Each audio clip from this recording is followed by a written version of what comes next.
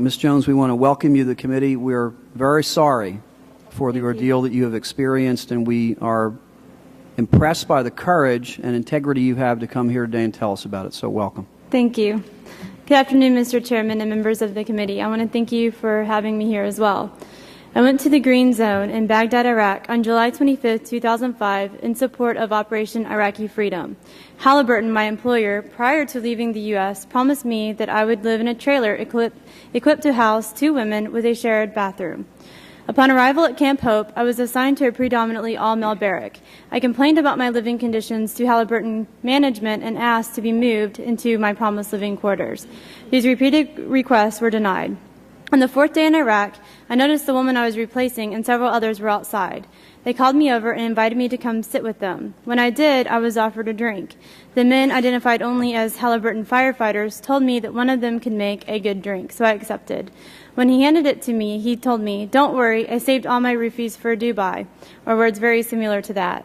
I thought that he was joking and felt safe with my coworkers since we were all on the same team. I took 2 sips from the drink. When I woke the next morning, I was extremely sore between my legs and in my chest. I was groggy and confused. I went to the restroom, and while there, I realized that I had bruises between my legs and on my wrists. I was bleeding between my legs. When I returned to my room, a man was lying in the bottom bunk of my bed. I asked him if he had sex with me, and he said that he did. I asked if it had been protected, and he said no. I still felt the effects of the drug from the drink and was now very upset at the confirmation of my rape. I dressed and left for help. I reported this incident to operations coordinator, who took me to the KBR clinic. The clinic then called KBR security, who took me to the Army hospital. There, the Army doctor Jody Schultz performed a rape kit. Dr. Schultz confirmed that I had been penetrated both vaginally and anally and that I was quite torn up down there. She indicated that based upon the physical damage to my genitalia that it was apparent that I had been raped. I watched her give my rape kit to the KBR security personnel as I was again turned over to these men. KBR security took me to a container and imprisoned me. 2 armed guards were stationed outside my door. I was placed inside and not allowed to leave. I asked for a phone to contact my father, and that was denied. I was not provided food or drink. I begged one of the guards to let me use a phone until he finally shared a cell phone with me so that I could call my father back in Texas. My father then contacted my congressman, Ted Poe. Congressman Poe took actions to get me out of Iraq. That is when the State Department officials came to my rescue.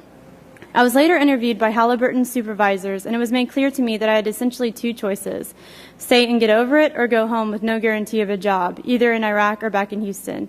Because of the severity of my injuries, I elected to go home despite the obvious termination. Once I returned home, I sought medical attention for both psychiatric and physical evaluation. I was diagnosed with post-traumatic stress disorder. Due to the pain in my chest, I went to several surgeons, and each discovered that my breasts were disfigured and my pectoral muscles had been torn. This injury required me to have a reconstructive surgery. I turned to the civil court for justice, in part because the criminal courts have failed to even file an indictment at this point. Currently, there are approximately 180,000 military contractors in Iraq. Approximately 20,000 of those contractors are females. 50% of all Americans on military bases in Iraq are contractors. Contractors have been immune from both Iraqi law and the Uniform Code of Military Justice. There has not been a single complete prosecution of a criminal contractor to date. When I decided to pursue a civil suit, I was informed that my bulky employment contract included an arbitration clause.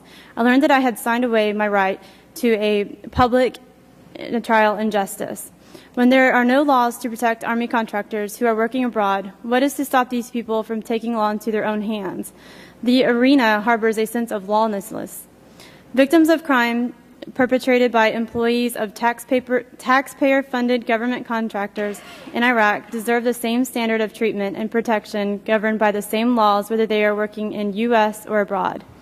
Army contracting corporations harbor and ignore criminal activities in Iraq, which under the arbitration clause protects them and doesn't hold corporate accountability when a crime has been committed.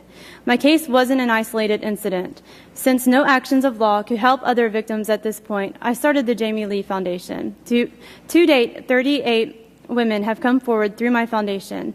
A number of them shared their tragedies in confidence because they were silenced by provisions of their arbitration agreements. Unfortunately, arbitration is stacked in favor of business, making it harder for individuals to prevail in a dispute, and that is not just. and unfair to the patriotic, hardworking employees. How can this country not protect us contractors who have left our families to help our country in an effort to build democracy overseas when we are victimized criminally? Originally, this was a controlled way to expedite resolution of disputes, but that's not the situation now, and it is imperative the system be revised. My goal is to ensure all American civilians who become victims of violent crimes while abroad have the right to justice before a judge and jury.